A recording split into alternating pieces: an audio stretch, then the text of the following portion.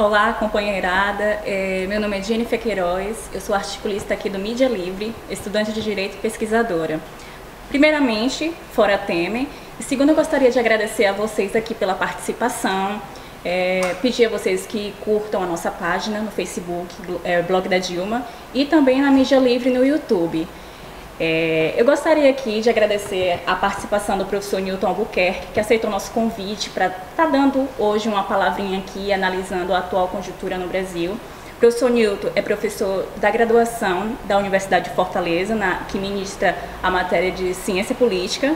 É também professor de mestrado e doutorado da Unifor também, sobre a teoria da democracia, e na UFC, que é a Federal do Ceará, ele é professor de Direito Constitucional e Internacional. Professor Newton, é imensa honra, né? Porque a honra é toda minha.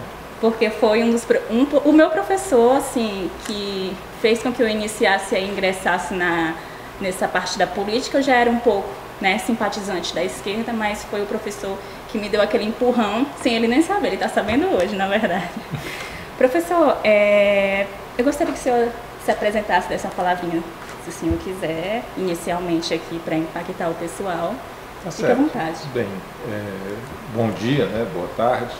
Para mim é uma grande alegria estar aqui nesse programa, né? Especialmente conduzido pela Jennifer, que é uma aluna querida particularmente, e que muito me orgulha, né? Tê-la aqui nesse protagonismo justo, num momento difícil da história do país, né? Eu sou professor, mas não sou só professor, né? Sou militante de esquerda, militante filiado ao Partido dos Trabalhadores de 1987, né? Quer dizer, um marxista, graças a Deus, né? E particularmente preocupado com o momento gravíssimo que vivemos no país, nessa conjuntura, né? De desorganização completa do país, né, com o golpe que foi dado em 2016, que ainda está em curso e que nós não sabemos exatamente onde vai terminar. Sim, professor. Eu gostaria de iniciar a nossa live com algo bem polêmico mesmo, que tira um pouco o nosso sono, né? Tanto a gente que está na militância, está dentro, como as pessoas também que estão fora da militância, vamos dizer assim, não diretamente na militância. Eu queria que o senhor falasse um pouco, professor, na questão do impacto na vida do povo com um possível cenário sem Lula nas eleições de 2018. Olha, eu acho que um impacto brutal. Nós já sofremos, em grande medida, um processo de esgarçamento da democracia, né? Com todos esses processos de constrangimento que o golpe trouxe. Me parece que a retirada na base da força, na base de uma ação inconstitucional e ilegal, como foi a feita contra o companheiro Lula, isso torna-se ainda mais crônico, porque o companheiro Lula não é simplesmente a pessoa que é um líder carismático, na verdade ele é a expressão de um movimento histórico que vem sendo, ele tem uma centralidade nesse país há pelo menos 40 anos, né? Não há como você falar da vida política, social no Brasil dos últimos 40 anos sem falar da personalidade do Lula, né? Então, eu sempre digo que enquanto os outros candidatos podem ser expressão contingente de elementos da conjuntura, o Lula, de alguma forma, é algo muito mais profundo. Confunde-se com uma certa dimensão estrutural, né? Porque ele está ligado a uma construção de muito tempo, a uma institucionalidade, uma contra-institucionalidade do movimento social que é muito significativa. Então, quando você coloca o Lula fora das eleições, na verdade você não coloca a pessoa do Lula fora das eleições, você coloca um conjunto de processos e de movimentos que se identificam nele, que se objetivam nele fora das eleições. Então isso certamente impactará de maneira muito negativa, né, a legitimidade já bastante complicada desse processo. Nós não sabemos, na verdade, eu sou um tanto quanto cético, eu tenho minhas dúvidas se ocorrerá as eleições, né? Acho que está em curso um processo de radicalização da direita. Eu não sei onde ela vai terminar, se nós não contrapormos ou se nós não contrarrestarmos esse movimento com o movimento social, né? Então acho que a retirada do Lula vai significar uma deslegitimação ainda maior do processo, né? A gente vê que mesmo com a prisão ilegal absurda do Lula em Curitiba, ele permanece liderando as eleições, galvanizando o processo eleitoral, e os outros candidatos completamente secundarizados por esse processo. Isso torna-se agravar, né? Porque como as condições de vida tornam-se cada vez mais aviltadas da grande maioria dos trabalhadores, a identificação do Lula como uma possibilidade de uma saída diferente também se torna mais intensa. Então, há um grande perigo que, se tivermos eleições, essas eleições tenham um sentido faccesco, né? Sejam feitas com alternativas pouco críveis, pouco consolidadas, com pouco enraizamento social e político, e, portanto, a própria seja uma mera tentativa de legalizar o golpe que foi dado. Porque é isso que se trata. Nós não podemos aceitar a interdição do companheiro Lula, porque a interdição do companheiro Lula é a interdição da discussão real sobre alternativas para o país e de uma alternativa que consolide uma possibilidade de saída para a maioria, para as maiorias trabalhadoras que estão sofrendo o maior impacto do golpe que está sendo feito no país. Pronto, referente à candidatura do nosso presidente Lula, o PT, ele lançou como candidato, né, o Lula. Teve justamente, ocorreu o evento na Praça da Gentilândia aqui em Fortaleza, e também outros lugares lançaram a candidatura do Lula. O PT lançou oficialmente seu candidato, o Lula. E muitas pessoas, a gente sente que ainda tem dúvidas sobre a questão de Lula ser ou não o candidato do PT. O senhor acha assim, a gente está aqui, as nossas mídias alternativas divulgando, né, a questão do Lula é nosso candidato, Lula é nosso candidato, a gente insiste que o Lula é nosso candidato. Tem a mídia que atinge também as massas, que é a mídia golpista, que é a Rede Globo, e que está falando direto ali que o Lula está preso, o Lula não é candidato, o PT não é seu candidato, não tem candidato. Então o senhor acha que existe alguma forma do PT também desempenhar um papel de conscientização mais eficaz das massas? O senhor acha que tem essa alternativa? Olha, eu acho que nós da esquerda, especialmente o PT, vai ter que fazer uma grande autoavaliação com coragem, com profundidade, de seus grandes equívocos, né? Grandes equívocos, com todos os méritos do nosso governo, mas especialmente o Partido dos Trabalhadores, ele foi muito assimilado pela dinâmica das instituições, né? Ocupou as funções de governança, ocupou uma série de funções, mas deixou de lado um pouco, ou pelo menos deixou de dar centralidade que devia aos movimentos sociais. E eu acho que esse gap, esse afastamento entre o programa partidário e os movimentos, ele foi algo que repercute nesse momento muito negativamente, né? Porque nós deveríamos ter disputado a contra-hegemonia. Nós não devíamos ter nos confundido somente com os movimentos constrangidos e necessariamente constrangidos do governo, né, que atua dentro de um campo institucional e atua dentro de um campo de contingência bem maior. Então acho que o que nós precisamos fazer é aquilo que nós já devíamos ter feito há algum tempo, e acho que o PT precisa realmente rever a sua ação, especialmente no plano do Estado do Ceará, para se voltar aos movimentos sociais, né? Voltar ao movimento sindical, voltar ao movimento sem terra, ao movimento de ocupação urbana, aos movimentos universitários, os movimentos feministas, e fazer aquele trabalho de formiguinha, sabe? Aquele trabalho de conversa de todo dia, de panfletagem nos bairros, de organização de núcleos, de comitês, porque é exatamente isso que nós não fizemos, que está sendo cobrado, de certa maneira, nesse momento. Quer dizer, fizemos medidas de incorporação de setores que historicamente eram preteridos, né? Milhões saíram da miséria, houve uma melhoria relativa em relação ao salário mínimo e a uma série de outras políticas que foram desenvolvidas, mas no plano da consciência, da elevação da consciência política e ideológica, nós fizemos pouco, né? Então acho que isso é um fosso que nós vamos ter que resolver, né? Quer dizer, cadê, por exemplo, a discussão sobre a nossa estratégia? Porque o partido do ponto de vista programático, conceitual, um partido que se define como socialista, um partido que se define como crítico à sociedade burguesa e à sua forma de reprodução. Então nós temos que buscar estabelecer mediações, nexos entre as nossas ações imediatas e a nossa ação histórica. É necessário que nós mostremos aos trabalhadores os limites que o sistema das instituições nos dão, porque em grande medida o que nós estamos vivendo também é um certo impacto de algumas ilusões perdidas, ou de algumas ilusões que foram alimentadas de uma maneira que não deveriam ter sido, né? Porque o que é que você poderia imaginar, por exemplo, do judiciário brasileiro, das cúpulas judiciais? O que é que você poderia imaginar do sistema financeiro? O que é que você poderia imaginar dos latifundiários? Quer dizer, as conquistas que nós tivemos, elas sempre deveriam ser consideradas precárias e limitadas por essa estrutura institucional, por essa concertação de forças. E nós não fizemos esse debate da maneira que nós deveríamos ter feito, né? Me lembro que no início do Partido dos Trabalhadores, nas primeiras eleições, nos primeiros processos, havia uma preocupação constante em articular a institucionalidade, a nossa ocupação desses espaços institucionais com a discussão do campo mais estratégico, né? Projeto de socialismo, de transformação radical da sociedade que nós propunhamos. E como é que fica isso hoje?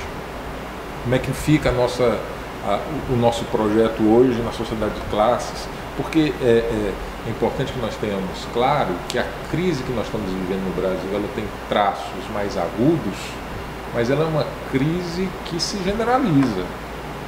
O sistema capitalista hoje ele está num processo de rebaixamento das suas expectativas, ele está cada vez mais bárbaro, ele está cada vez mais anárquico no mau sentido, não da anarquia enquanto doutrina ideológica e social, mas você vê a governança, digamos assim, como eles gostam de dizer, das instituições se tornam cada vez mais itas, né? Então isso é um problema que a gente vê na Europa, nós vemos agora nos Estados Unidos com Trump e nós vemos particularmente aqui, né? Então nós estamos caminhando para algo que, se nós não tivermos cuidado, se aproxima de alguma maneira do irracionalismo e da dimensão brutal do que nós tínhamos no fascismo nos anos 20, né? Que é uma forma mórbida de ataque à classe trabalhadora. Por quê? Porque o capitalismo, na sua atual fase de financiarização, ele está avançando sobre tudo, está avançando sobre as condições ambientais, os fatores ambientais, está avançando na destruição dos direitos, inclusive nos direitos individuais, o que é um paradoxo, né? Nunca teve tão vivo aquele lema de que para você defender, inclusive as conquistas civilizatórias que o capitalismo nos levou, ou que o liberalismo nos levou, nós precisamos ser críticos ao capitalismo, porque o capitalismo está erodindo aquele legado positivo que ele nos trouxe, né? Se nós vimos o que o capitalismo trouxe em relação ao feudalismo, aos modos de produção anteriores, ele nos trouxe conquistas, né? O próprio Marx, no Manifesto Comunista, faz alusão a isso, às vezes até em termos muito apologéticos, né? Mas hoje nós estamos numa fase degradada do capitalismo, uma fase de brutalização, e que o golpe se insere aí. Por que foi dado o golpe militar no Brasil? Para que eles transitassem por um novo marco acumulativo. Então, eles precisam privatizar as estatais, eles precisam acabar com os fundos públicos, eles precisam acabar com os direitos sociais, eles precisam acabar com os direitos difusos e eles precisam criminalizar as organizações e os movimentos sociais. É disso que se trata. O golpe tem uma lógica, tem uma cronologia, tem um programa a se realizar. Ele decorreu de um processo que demorou muito tempo, de galvanização das classes dominantes, porque havia diferenças internas e ainda existem essas diferenças, mas nesse momento eles se unificaram contra os trabalhadores, né? Então a gente precisa ter uma exata clareza do tamanho da briga em que nós estamos metidos. Nós precisamos ter muita clareza de quem são os nossos aliados, até os aliados táticos e os aliados estratégicos. E tático também pode ter aliados momentâneos, né? Para determinadas questões. Mas nós precisamos saber do tamanho da briga em que nós estamos metidos. Eu acho que isso a esquerda brasileira, de maneira geral, discute pouco. Ela fica muitas vezes agindo reativamente, agindo em relação às consequências e se moldando em função do metabolismo que o capital impõe. E nós precisaríamos estabelecer aquilo que o Gramsci chama de contra-hegemonia, disputar novos valores, novas representações do mundo, novas dimensões de solidariedade, e que nós às vezes não fazemos, né? Então, isso precisa ser discutido com maior radicalidade dentro do partido, né? Por exemplo, discutir a estrutura partidária, discutir a autonomização dos dirigentes perante a base militante, né? Que a gente vê declarações constantes às vezes de alguns dirigentes, por exemplo, o próprio governador do estado que não presta contas muitas vezes à estratégia do partido e à elaboração partidária, discutir qual é o sentido das nossas representações parlamentares dentro de um bojo maior de visão estratégica de sociedade. Acho que tudo isso precisaria ser discutido, né? Precisaríamos voltar àquela cultura da militância de base. Nós estamos precisando agora chegar às pessoas comuns que estão nessa conversa, por exemplo, de Bolsonaro. Por que estão numa conversa de Bolsonaro? A gente não pode se dar o luxo de certa visão assim aristocrática de dizer, eu não converso com quem é Bolsonaro. Uma coisa é o rico que é Bolsonaro, outra coisa é o proletário, a pessoa da periferia que é Bolsonaro. Do ponto de vista da articulação, da representação dela de mundo, o Bolsonaro é uma alternativa radical ao que está aí.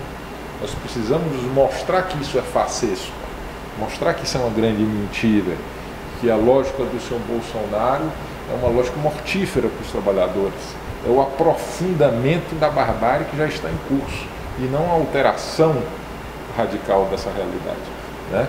Mas para isso nós precisamos estar perto das pessoas, precisamos estar no cotidiano da gente, né? E que infelizmente muitas vezes nós não soubemos fazer isso. Nós ficamos só preocupados com a agenda eleitoral, ficamos muito preocupados em disputar mandatos. Sim, e nos esquecemos dessa política, que eu acho até que é uma política maior, né? Os mandatos não se justificam por si, eles se justificam dentro de uma estratégia de transformação da sociedade. Isso tem que ser pensado dentro de um projeto maior de alteração dos valores, de alteração das visões hierárquicas. Infelizmente, muitas vezes a gente percebe com uma certa preocupação, dentro do próprio partido, a reprodução de lealdades hierárquicas que nós vemos fora. Então nós precisamos discutir. Muitos dos erros do partido que foram cometidos, que são erros graves, que nós vamos ter que discutir. Agora está meio difícil nós discutirmos isso, porque nós estamos sob tiro, nós estamos sendo perseguidos para ser eliminados, como ratazanas, como diria Nelson Rodrigues. Mas é necessário que nós paremos e repensemos muito dos nossos equívocos e das nossas adaptações. Por que nós chegamos ao atual estado de coisa? Claro, tem a direita, mas a direita faz o seu papel. Será que nós fizemos o nosso? Esse aqui eu acho que é uma coisa que nós vamos ter que, em dado momento, repensar. Onde foi que nós erramos? O que foi que nós nos omitimos? Né? Então, acho, por exemplo, uma coisa que eu vejo que é uma grande lacuna nossa. Eu converso com alguns companheiros da área da cultura e das artes. Nós não trabalhamos muito a discussão sobre arte e cultura. Na verdade, quando a gente vê, por exemplo, aquele carnaval no Rio, da escola de samba, que expôs a anatomia do golpe no Abuti, quer dizer, o que eles fizeram para desnudar o golpe, nós às vezes não conseguimos fazer através da nossa ação. Porque ela imobilizou, né? Porque ela mobilizou, porque ela conseguiu trazer uma sinergia, ela conseguiu mobilizar energias criativas e criadoras, utopias, que nós não estamos mais conseguindo mobilizar, né? Então nós precisamos rever por que nossa mensagem às vezes não está chegando, por que nós não estamos criando mais lideranças, por que nós não estamos perto das favelas, das portas de fábrica, das universidades. Acho que isso a gente precisaria falar um pouco mais sobre isso, né? Verdade. E eles utilizaram justamente o meio que atinge as massas, né? Que é através da cultura, através do carnaval, eles foram bem criativos. Quando fizeram uma espécie de protesto, que foi protesto maravilhoso, né?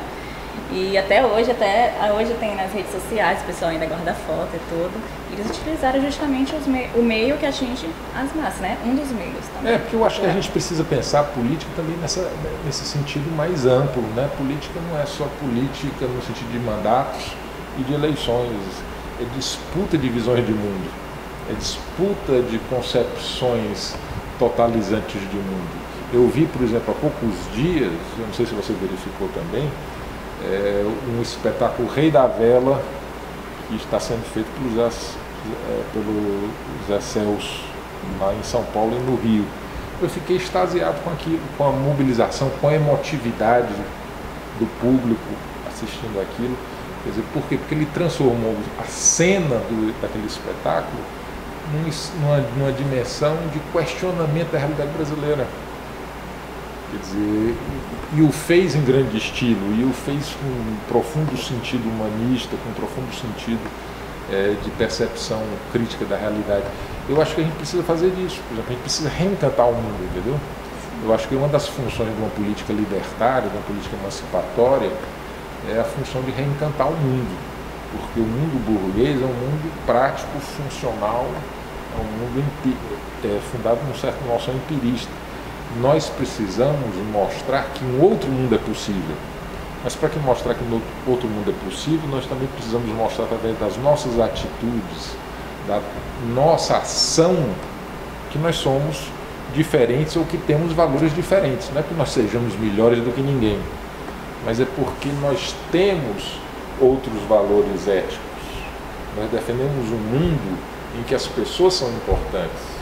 Nós valorizamos o afeto, nós valorizamos a solidariedade, nós valorizamos o amor, nós não valorizamos o dinheiro, nós não valorizamos a coisificação das pessoas.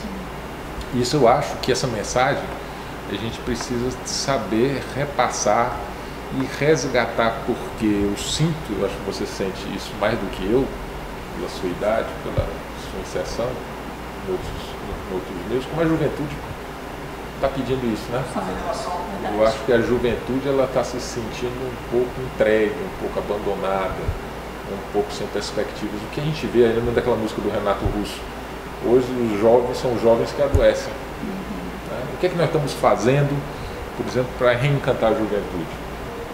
Né? Então acho que a gente, se tem uma coisa positiva desse golpe, se a gente pode dizer que tem alguma coisa positiva, é que ele nos leva a nós repensarmos as nossas ações, repensarmos o nosso modo de ser, repensarmos radicalmente o que é que nós erramos e verificar o que é que nós devemos modificar para que nós não percamos o grande capital que o Partido dos Trabalhadores representa. Né? A gente nunca pode esquecer que o Partido dos Trabalhadores é uma experiência singular na esquerda brasileira e é uma experiência também muito importante para a esquerda mundial. É um partido que nasceu de uma relação orgânica com o movimento operário, de uma relação muito interessante também com os intelectuais, né, com os movimentos estudantis, etc. Né? E essa organicidade faltava, porque nós tínhamos partido de esquerda, tínhamos o antigo PCB, que foi um partido também muito importante na história da esquerda brasileira, mas era um partido que não conseguia penetrar, ou não conseguiu traduzir, digamos, a síntese das forças sociais como nós conseguimos em dado momento, mas também nós fomos perdendo isso. Claro que isso não se deve somente ao PT, se deve também a fatores estruturais. Houve uma desorganização do mundo industrial, houve o fim do funcionamento fordista da indústria, que de certa maneira, digamos, fez com que nós ficássemos um pouco inorgânicos em relação ao mundo do trabalho. Quer dizer, há uma série de novas demandas que se apresentam no mundo da disputa de valores, né? Os movimentos feministas, a discussão e uma série de outros debates extremamente relevantes que têm a ver com um elemento de classe, mas que tem uma relativa autonomia também em alguns dos seus debates. Né? Então isso tudo leva aqui a centralidade do mundo do trabalho, não é que ela perca a sua centralidade, mas ela precisa ser articulada de uma maneira mais complexa e mais nuançada, né, do que era anteriormente. E acho que a gente precisa fazer isso. Eu acho que, por exemplo, o PT precisa urgentemente chamar os intelectuais, chamar a universidade, chamar os movimentos, discutir pautas, discutir Quer dizer, fazer com que, por exemplo, a sede do partido esteja constantemente aberta e ela não só abra só em processos eleitorais, somente em elementos. Nós estamos, eu acho, por exemplo, aqui no estado do Ceará, desculpe a franqueza, mas acho que o Partido dos Trabalhadores aqui no Ceará está numa postura de uma política muito pequena. Eu não estou dizendo a militância, mas eu acho que eu sinto a falta de uma direção que seja de fato direção no sentido de vitalizar os processos e trazer a militância para o seu cotidiano de lutas.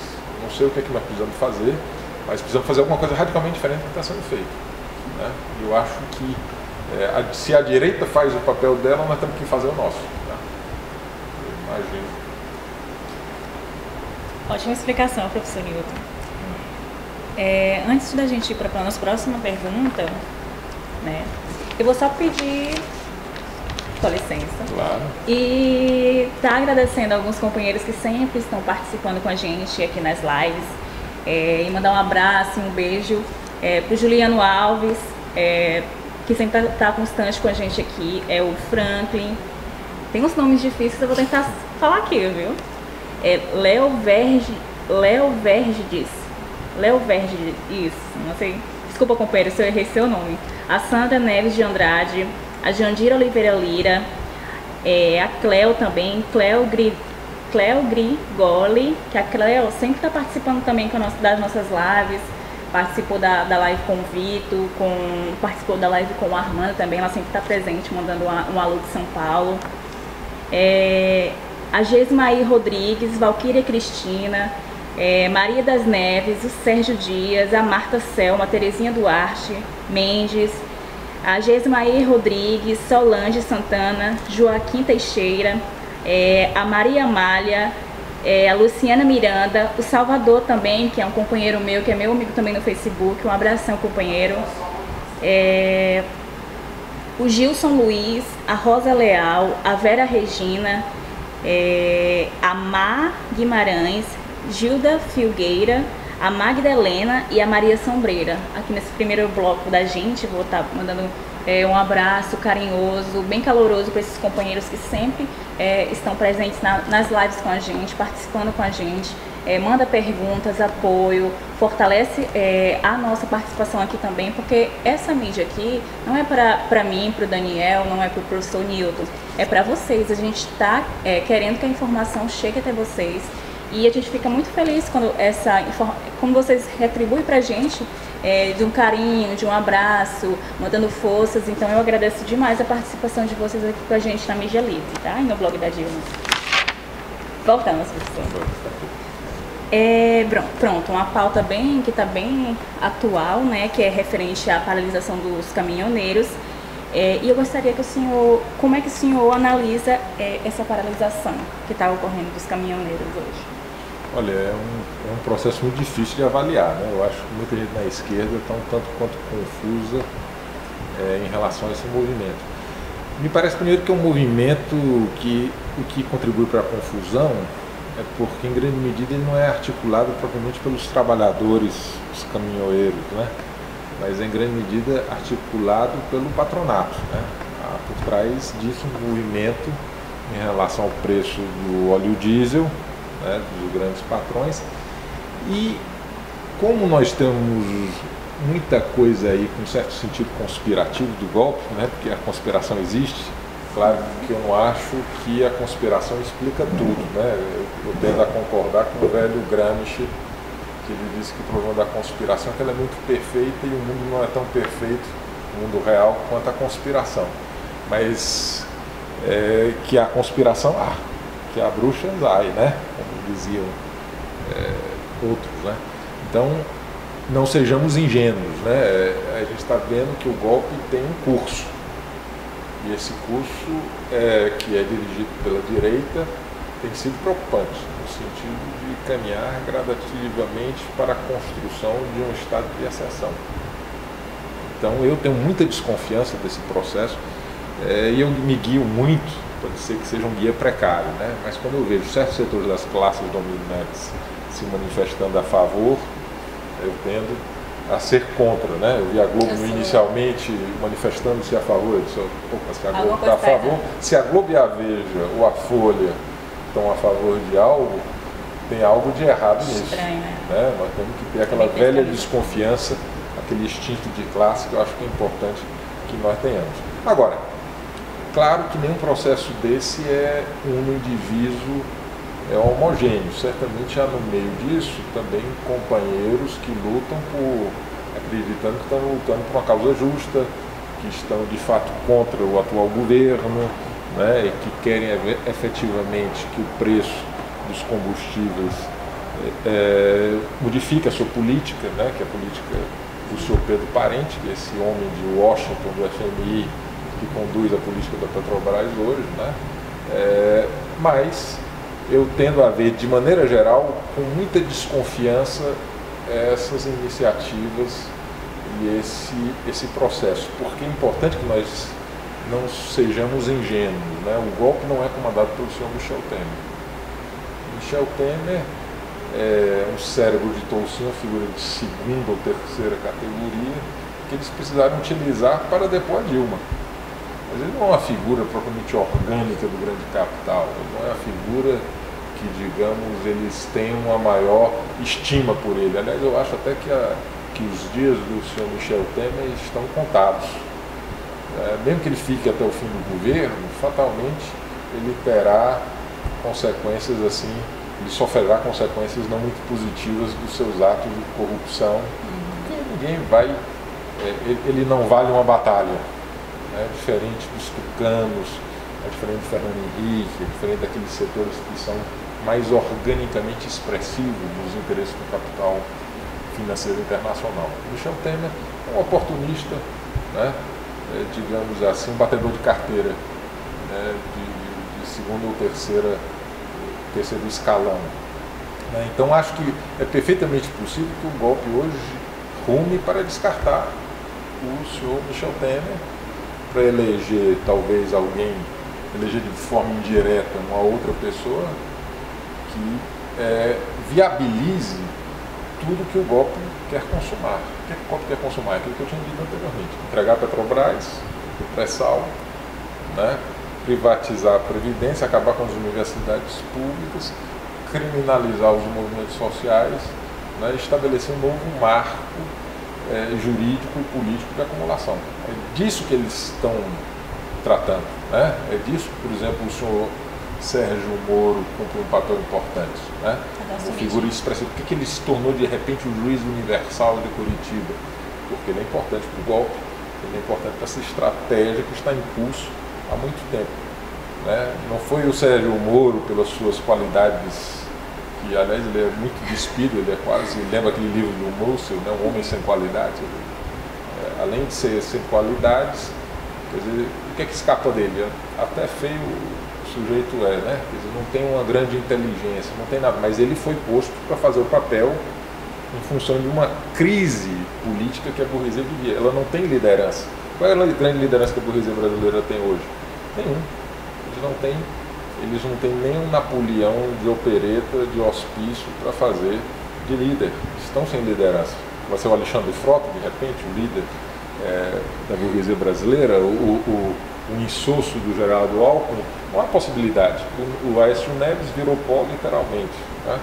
Então eles não têm o que construir. Então eles tiveram que, de certa maneira, fazer uma deriva do processo institucional, retirando a centralidade do legislativo e do executivo e jogando para o judiciário, porque ali eles controlam o processo, ali é o terreno deles, entendeu? Então eu temo muito que esse movimento dos caminhoneiros seja apenas parte anexa desse processo, porque o que a gente tem visto é que eles têm estado com muita iniciativa na conjuntura política. A direita não para.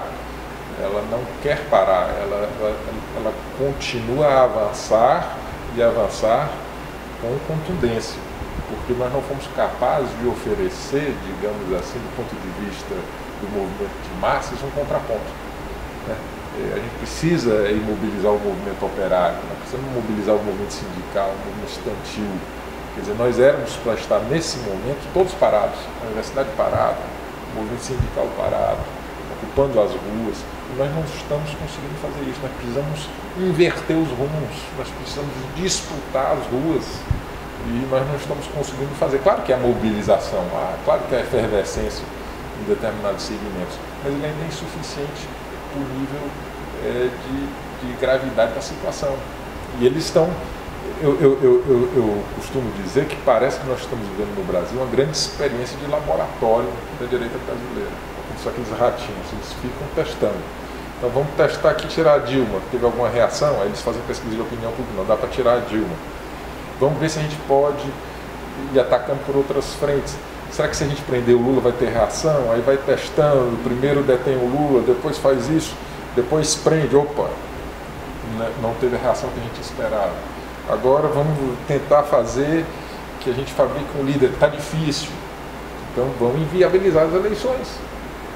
Eu acho que o golpe continua a pensar numa possibilidade de esvaziar as instituições. Eles já tentaram isso em outros anos.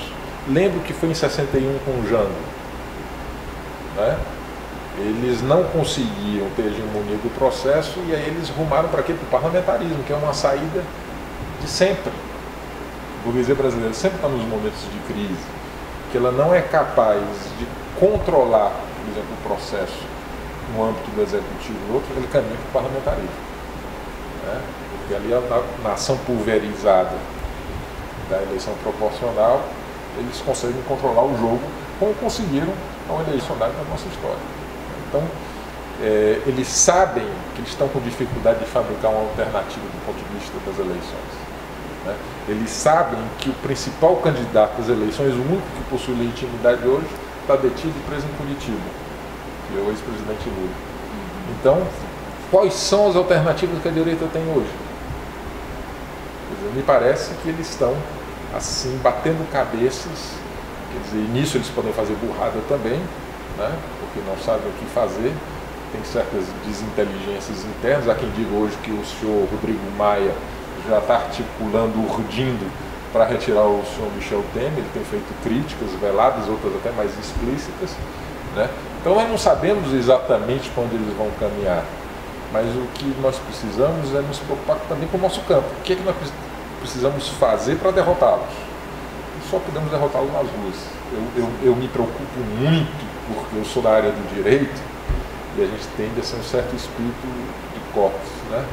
E eu vejo alguns companheiros que eu fico assim, muito preocupados com o grau de ilusão institucional deles. Vamos derrotar o processo do Lula no Supremo. Meu Deus do céu! Será que eles estão cegos a esse ponto de não perceber que o jogo já está jogado? Que o controle do golpe passa pelo Supremo? Isso me parece uma nitidez. Aliás, se tem alguém que administra o jogo, talvez seja o Supremo Tribunal Federal, seja as figuras eminentes do golpe que estão lá no Supremo Tribunal Federal. Né? E hoje o que nós temos é um completo estado de exceção. Né? Verifique as decisões do Supremo Tribunal Federal, não há sequer formação de jurisprudência. Eles decidem de um jeito em relação ao Lula, por exemplo, ele não poderia tomar posse, porque ele tinha um processo em curso, e com o Moreira Franco eles decidem de outro. Né? Completamente diferente. Decidem de um jeito com o Delcídio Amaral, decidem de outro com Aécio Neves. Então não é um Supremo que indique uma postura institucional, um entendimento do direito mínimo.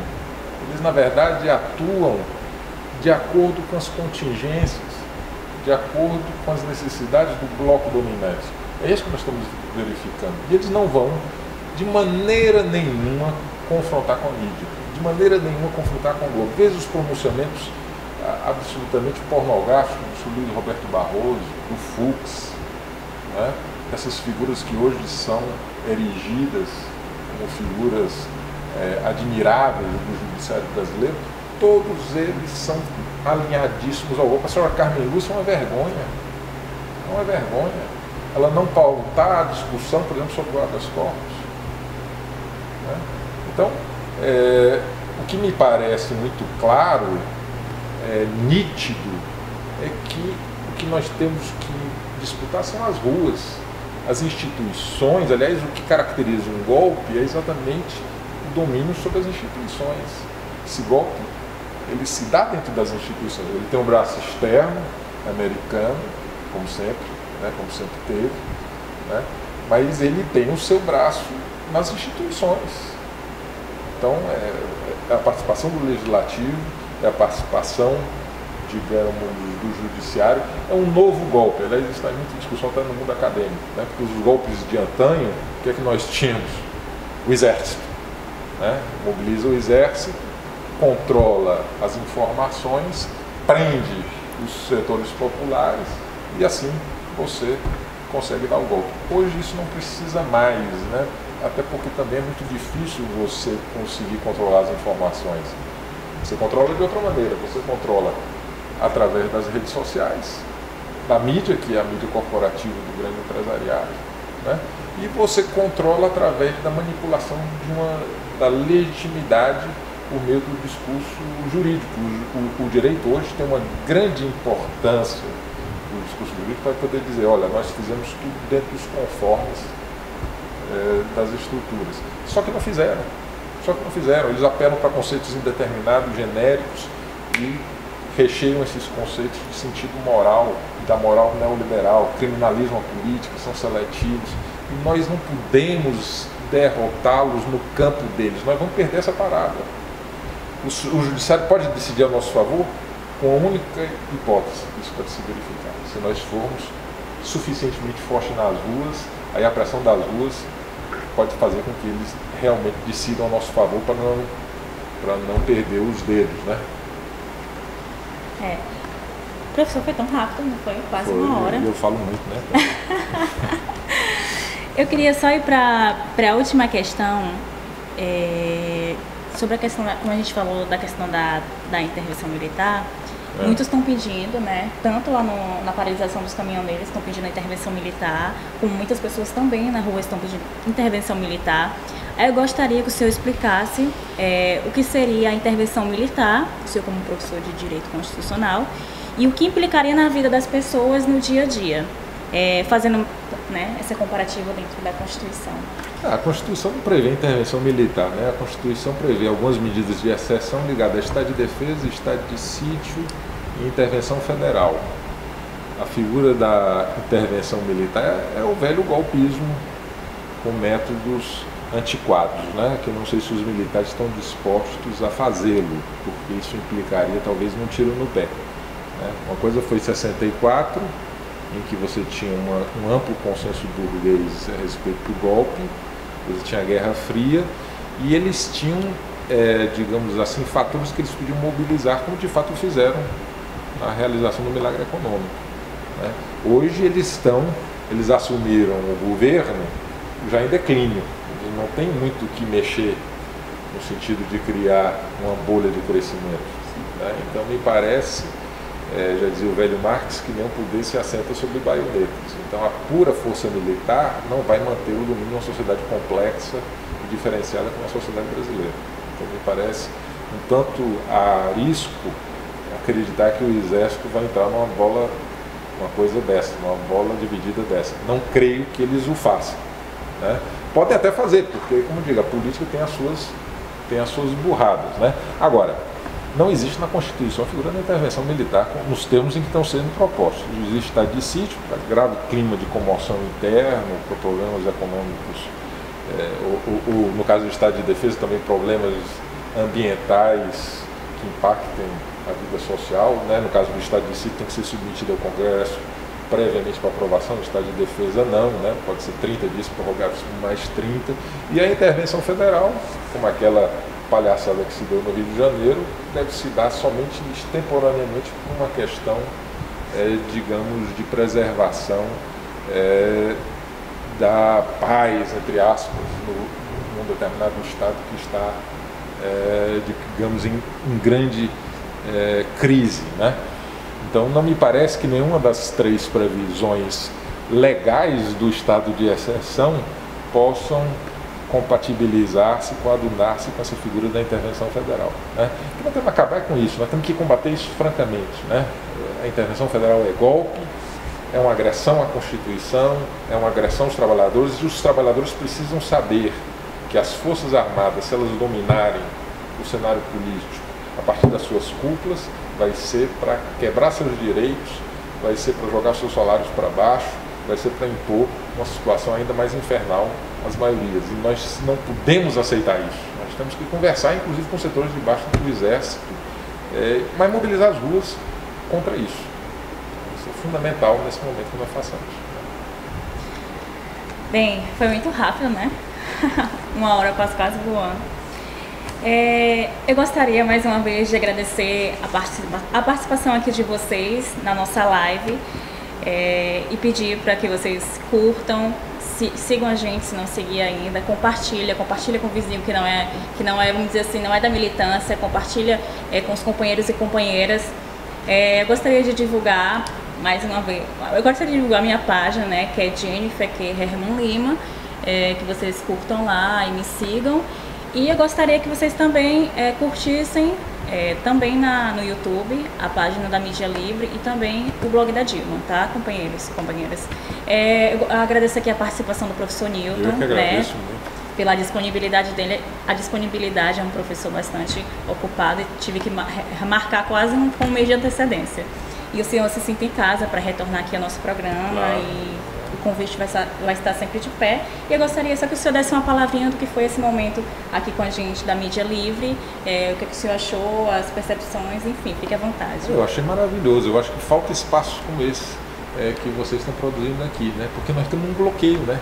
Um dos grandes problemas que nós estamos tendo hoje no país é o bloqueio que a mídia burguesa, que a mídia do médio capital faz. Então ela tenta normalizar a situação do golpe e nós precisamos opor-se a isso. Então o seu papel, que você desempenha aqui com brilhantismo, né, com a ajuda do Daniel, do pessoal todo, é uma coisa de fundamentalíssima importância. Nós precisamos saber trabalhar com essas mídias e chegar, e é o que ainda nos salva, né? Porque é através das mídias sociais que nós conseguimos furar um pouco esse bloqueio severíssimo. Muito obrigada, professor Newton. E eu digo duas coisas aqui. Primeiro, fora Temer golpista. E segundo, Lula livre. Que se sobressaia tudo. Lula livre! Lula livre! Você acaba de assistir mais uma produção da Mídia Livre. A Casa Vermelha apoia a Mídia Livre. Apoie você também. Curta, compartilhe, comente, ajude a democratizar as comunicações no nosso país. Até a próxima.